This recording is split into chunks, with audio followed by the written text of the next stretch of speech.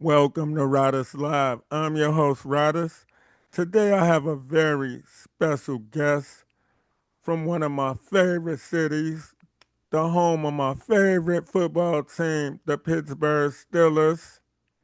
Introduce yourself to the listeners of Riders Live. What up? What up? Peace and blessings. What up, listeners? Hey, I'm Rome the Great. Please say the great because I work hard from the city of Pittsburgh, Pennsylvania, as you see. You know what I'm saying? A lot of people don't know much about my city, but I like to, introduce them to my city if you allow me, the time. You got the floor. Appreciate it. All right. So Pittsburgh is a big town, but a small town at the same time. Philly, we the two biggest black cities in Pennsylvania. So Philly, two times bigger than Pittsburgh, Pennsylvania. But Pittsburgh, Pennsylvania has a rich history when it comes to music, Black American music. See, we got this place called the Hill District. And the Hill District was part of segregation back in the day, you know what I mean, when we was all separate.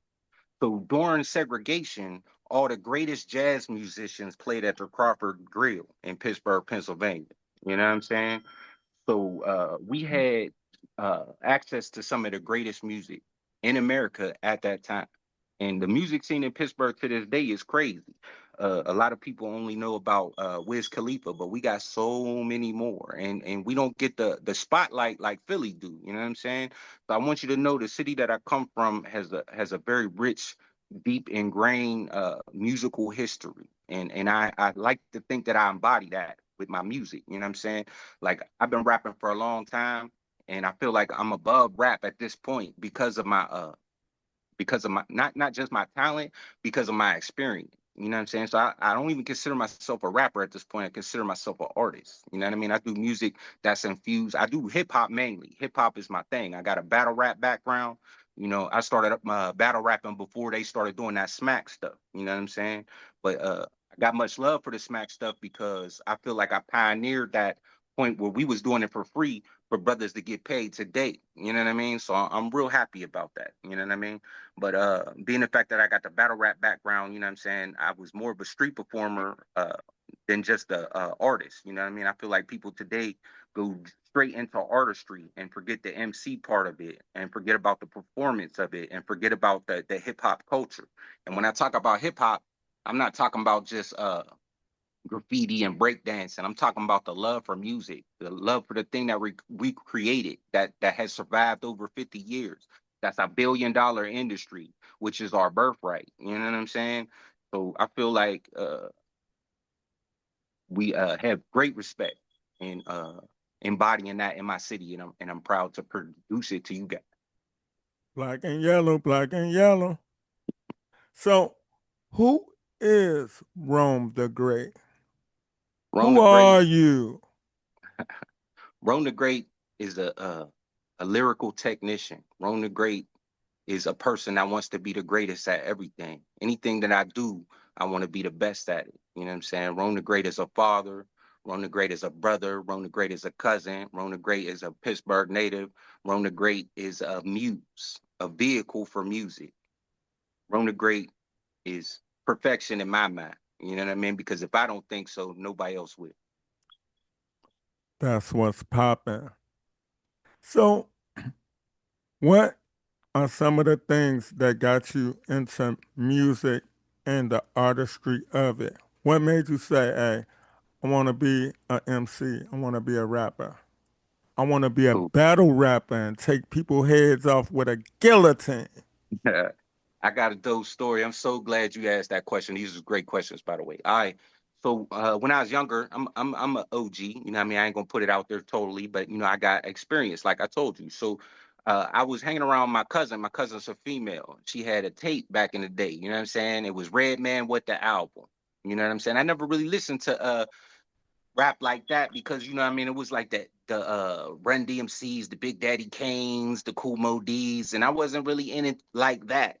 But I heard Redman with the album, I popped it in and I was like, what is this? They had a song called How to Roll a Blunt, Superman Lover, and the way he was doing it was so clever. It wasn't your average rapping. You know what I mean? It wasn't low intellect at all. There was metaphors and similes and it was like getting high for the first time. It was like having sex for the first time. It was like it totally opened me up. And I was like, I gotta do this. So, I would go to school and I would just try it and I would just spit. And I always was good. I've been off the porch since 13. You know what I mean? I was a 13-year-old boy spitting rhymes. And the first time I did it, it was successful. A whole bunch of people came around me. So I knew right then and there that was it. Like I was in love. But when it came to battle rap, it was some Puerto Rican kid. I was in school. You know what I mean? We was at the bleachers and he come through like, I want to battle. I ain't know what that was. I never battled before. I'm just getting into this rap stuff. You know what I mean? But dude was a hip hop head, a true hip hop head, which he knew what battling was. So this boy comes up, starts battling me. I'm just rapping. And he's talking about me. I'm like, whoa, what part of the game is this? I thought we was just spitting bars. He's attacking me, making fun of me in his rhymes, dissing me. There's girls all up in the bleachers. They laughing, whole school laughing. I was like, wow. And everybody just liked me a minute ago. It was all good just a minute ago. But man, after this battle, man, he tore me down. So I was like, this ain't never gonna happen again. So that's just who I am as a person. You know what I'm saying? I got a chip on my shoulder and I'm not afraid of hard work. So as soon as that happened, man, I just practice and practice. Anytime I would walk, anytime I would go on the bus, anytime I would work, I would just be rapping. I rapped to myself the whole time, just rapping and rapping, rapping until I got to the point where I never lost again. It was crazy. You know what I'm saying? I had several big rap events in my city. I beat a Scribble Jam champion. Scribble Jam is the same place that Eminem won. You know what I mean? There was a guy from my city that won Scribble Jam. I beat him in the city, which is recorded and everybody knows about. You know what I'm saying? I accomplished a lot when it comes to this battle rap. And that's all because of that feeling that I had. And instead of running from that feeling, instead of making that feeling make me want to quit, I pushed it down, built off of it, and I am where I am today. That's what's up. You ran up on a pugilist. Yeah, man. Grown man in a little kid body was crazy. Man, you gotta keep your sword sharp, you know? Facts. So where were you when you wrote your first professional rhyme? Mm. Okay, so when I first started rapping, it was more freestyle. Everything was freestyle, freestyle. You know what I'm saying? So I hooked up with my boy. You know what I mean? I moved to a new neighborhood. You know what I'm saying? And I got cool with the people there, and just so happened the dude that I was cool with the dude that got the studio. So he brings me to the studio, like, yeah, uh, we got this new dude. He's dope. He be rapping in school all the time, but I ain't never wrote a verse or nothing. I never rhymed or anything. No So bar he's like, yeah, structure or nothing. You don't know nothing nothing. about bar structure or nothing. Okay. No, I didn't even know what a 16 was. I didn't even know how to count bars, nothing. I just knew how to freestyle. That's it. I was an entertainer, and that was it. So he calls me to do this song, and it was called Stilo. You know what I'm saying? So I write my first little verse. It was cool, but like you said, it had no structure. It was raw. You know what I'm saying? But they fuck with me. So after that, that was my first verse, and I got to do more and more, and I had access to a studio, and that is another thing that makes an artist great because you can rap in the street all you want until you get into that studio and master your craft on that equipment. You ain't gonna be where you think you're gonna be. So I was my first bar I ever wrote was in the studio with my homies. You know what I mean? That showed me blessings that introduced me to the studio. Okay. So when did you know you was ready? Like, okay, I'm gonna put an EP together. I'm gonna put an album together, but we're gonna take it back. Hey, I'm gonna put out my first single. When did you know? So after that case happened with the studio, then that's when I went on a world tour battling. You know what I'm saying? We was going everywhere. I went all over the city. You know what I'm saying? So back then when we battled, it wasn't in a building. Nobody was making money off of it. It was Street 100% hop, street hop. pride and fame. You know what I'm saying? We'll pull up to the busway with it and beat on a garbage can and go at it. You know what I'm saying? And everybody, the whole street. Sometimes we shut the whole street down. Sometimes they pull out a mic. You know what I mean, in front of some of our stores and block off the streets and just have everybody congregate. So I went on a world tour battling, was killing everybody. You know what I mean? My city start knowing my name. You know what I mean? I start performing at Harambe's and all of that. You know what I'm saying? And then I knew it was time. I knew it was time. I put my first single together. I did it with one of my homies. You know what I mean? It was funny because it was one of my homegirls' moms that knew this professional studio. You know what I'm saying? And he charged me, and we was young as ever. We was like 15. We was like, "You gonna charge us? What you talking about?" Like that was crazy. Like you know what I mean? But we did it because we love rap so much, man. We love this music shit so much that we was willing to put our little pennies together. You know what I mean? And made a first song, and it was hitting. It was hitting, and I knew I was gonna be okay. That's what's popping. So, why battle rap? Man, I think, you know what I'm saying? I think we were all put here for a reason. And I feel like that was just the reason I was put here. It came so easy. It was so easy to me. Like I always had a vocabulary. You know what I mean? And funny, because like when I was in school, I ain't like spelling, but I knew my vocabulary words. I knew what they meant. Don't See ask what me to I'm spell them, saying? John, but I knew what they meant. I Yeah, don't need this redundancy in my life. Why I gotta write yeah, this stuff 10 times? I know how to spell it. facts. So, you know what I'm saying? I just felt Hmm. like that's why I was here. Like I did freestyle more than I wrote. You know what I mean? In the later half of my career, when I got more mature and more older, I focused on just writing. Like right now, I freestyle less because I don't have many people around me that can even do it. It's like a dying art, you know what I'm saying? Where most people can't even freestyle anymore. So I can't even sharpen my swords because I ain't got nobody around me to sharpen it. So I focus on the critique of the studio, breath control, you know what I'm saying? Hmm. Lyricism, you know what I mean? Delivery. Delivery is so important. And I didn't even realize that until I got older. You know what I mean? It's not always what you say, it's not always your lyrics, it's how you say them, how you deliver them. You know what I'm saying? It's Hmm. very important to sharpen all the aspects of this music business and then get your paperwork right and all of that. So, you know, to answer your question, you know, I just felt like I was born to freestyle. It came so easy. Yes, sir. Paperwork make the plan work. Facts. And, and it's not really hard. Like being independent now is way easier than being independent back in the day. You Oh paying your man. dues, you might as well reap the benefits of it, you know? So let me ask you this. I was listening to a podcast earlier today, and you know, what what is what is your goal when doing a feature?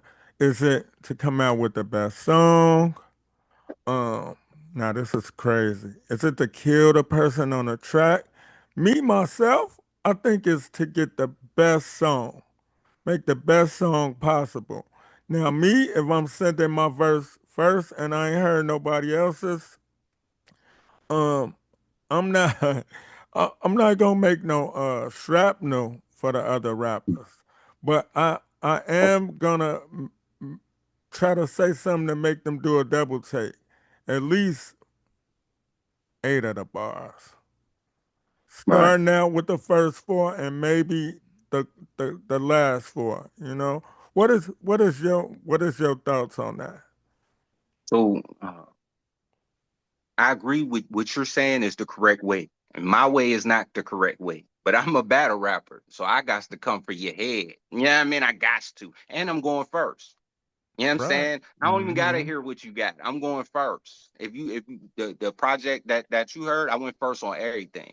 You know what I mean? I ain't go second, I ain't go third, I ain't go last. I set the tone. I'm a tone setter, a showstopper. You know what I'm saying? And if you can get me, you deserved it. You worked to get that. You know what I'm saying? So Mm-hmm. that's not particularly the right thing to do. But I feel like ego is necessary to be at a high level. You know what I mean? Everybody tell you be humble, be humble. I disagree. I don't think there's no humbleness and greatness. You know what I'm saying? I feel like you have to have the absolute supreme confidence in yourself to take over everything to be the greatest. That's just my opinion. I could be wrong. I agree with that because you know it's nothing wrong with being confident. Yeah. When you come across you trying to convey a message and people need to feel your message. That's how I feel. Like I Yeah. talk regular like this, but when I rhyme, people think I got an extra body or something like Hmm. that. You know what I'm saying? Because I just talk like this. Yeah. But in hip hop, you really have to. It's a contact sport. It ain't flag football. Right. You know what I'm saying? You can't be in your feelings. Everybody is trying to make the best possible result of the song. When you go to the studio, you know what it is. You already know what it is. So I'm gonna ask you this: do you prefer if you could write and do the song in the studio with the other artists or email? I know email is good because everybody doing their own thing. Yeah. But if you could be in the lab creating and recording a song, would you prefer that or airmail? For sure, you got to feel the energy. I mean, we live in a society today where everything is so cold and impersonal. You know what I'm saying? So yeah, they do that a lot. I do that a lot, but ain't nothing like feeling that vibe and catching that energy off of somebody. Because when I get off the booth, it might change your whole attitude about the song. You might want to write something else. You might want to say it a different way. You might want to perform it with some more energy. You know what I'm saying? So there's nothing that's gonna take away that vibe, that electricity, that vibration. You know what I'm saying? There's nothing like it. I agree with that. Just like with the battle rap. Like when on your journey and touching the people in the streets, people don't know. It's just like it's similar to the show aspect of it. It's nothing like touching the people. When they see you take somebody's head off rapping, they feel that. Yo, let me I fuck with Rome the Great. Hey, what your music, man? Appreciate it, I'm man. like, I got, eee. I got God like one out right now. I had God like two. TuneCore doing me dirty, took it down, so I got to find a way to put that back. And God like two, like my Mona Lisa, fucks with God like two. So that should be coming back out soon because I'm gonna try to take them down, put it all together, call it Godulation. Then we doing Free Alliance right now. You know what I'm saying? Free Alliance all day. Shout out to Crux, Mag, Spoken Poet, killing it. You know what I'm saying? And the dopest thing about Free Alliance, y'all, is I got the blessings to do work with people from different parts of the country. And it don't sound like we from different parts because you know how each city got their own sound and their own feel. But we come together like peanut butter and jelly, man, because we all love lyrics. And Hey, I was so blessed to work at that project. on the Free Alliance project, it's all similar DNA. It's proper Thanks. etiquette. It's dope. And like, I stream music, but I'm an indie artist myself. I bought it and I listened to it. I sat with it. I was like, yo, this tight. But when I got in the car, I was like, oh yeah, this crazy right It's here. a whole nother animal. Yeah. This crazy. And when you have like minds involved, you can get results. Thanks. Like in your own city, it might be hard to get artists together. But if you work with artists that don't know each other and everything with like minds, great minds think alike. Facts. And I feel like nobody was like with all them great lyricists, what I was shocked for real, what I thought was gonna be a problem is I thought ego was gonna get in the way. But everybody put their ego to the side for the greater good, for the project. And that project came out right. You know what I'm saying? And I told them I feel like we could have done even better. You know what I'm saying? And I feel like we all are going to do better. You know what I'm saying? Because that's like our first time filling out, and that came out great. So just imagine what the future holds. You know what I mean? It's just a blessing and I want to say this too to young artists that might not have the experience in the time that some of us had put in. There's nothing more greater than working with dope artists. That is the greatest achievement of my rap career. I got to work with people who are signed. I got to work with singers. You know what I mean? I got to work with rappers. I got to work with jazz musicians. Like these people are really somebody. And there's no feeling like it, man. I rather like today. I rather do features. I've done so much by myself. I've done so much street work. I put the time in. I just want to work with great artists. You know what I mean? It's a blessing. So try It, it if you ain't. it's none like tapping into the energy of Kendrick spirits. My only not on the album is it was kind of like Illmatic to me. I was like, damn, this shit Mm, over already? mm. Why is it done? No. As a fan, I'm like, no. But pound for pound, track for track, bar for bar, it's dope. It's just like going to a buffet, the best buffet on earth. Wherever you Oh, ate, you getting good consumption. It's like healthy food, good food. It's sustenance. yes, You sir. know? Thank you for that too. I appreciate it. It was a lot of hard work, you know what I mean? A lot of money spent, you know what I mean? Like it's not easy, you know what I mean, putting together, you know what I mean, three, four people and get them all on the same time. You know what I mean? That ain't no easy feat, but we managed to do it. So I appreciate that, brother. I really do. I can understand the professionalism that went into the project because you were on time. Yes, sir. Time All the is of the time. essence. People have a It's money. problem with time, but not you, sir. No, And I sir. I'm appreciate that. Thank you. I'm a professional all way around. I come to work, you know what I'm saying? A lot of people come into that studio and BS. I'm gonna come to the studio with stuff already written and I'm laying it down first take because I am a professional at all times. This is what I take serious. This is my craft. I show up to the booth in a suit. I'm not playing. You know what I mean? And I hate when Hmm. people come around playing with the music. Don't play with the music. If you don't want to be the greatest who ever touched this mic, you in it for the wrong reasons. If you in it just for the money, you ain't gonna get no money because the fame comes first and the money comes second. And you can't say you're the best. They gotta say you the best. Exactly. Exactly. You know, I appreciate every compliment, but the music speaks volumes. So, who are some of your musical influences? Mm. So I like music that nobody else listen to. You know what I mean? Whenever you see a whole bunch of people run into something, in my opinion, you need to stay away from it because I feel like the majority of people don't even understand music or rap. Same thing with boxing. There's casual fans, and then there's them professional fans that really know boxing. So I like people like Brother Lynn Sean. I feel like Brother Lynn Sean from Sacramento go crazy. Yeah, he talk about some crazy stuff, but lyrics, bar for bar, goes crazy. I mess with Nas. Nas is one of my dudes. Goes crazy. I mess with Jay a little bit, but you know what I'm saying.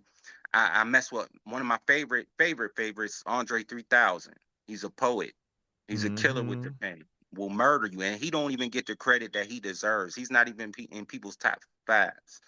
You know, I used to mess with Busta Rhymes, but after what he said about hip hop and American black music, I can't do it, so I gotta push him to the side.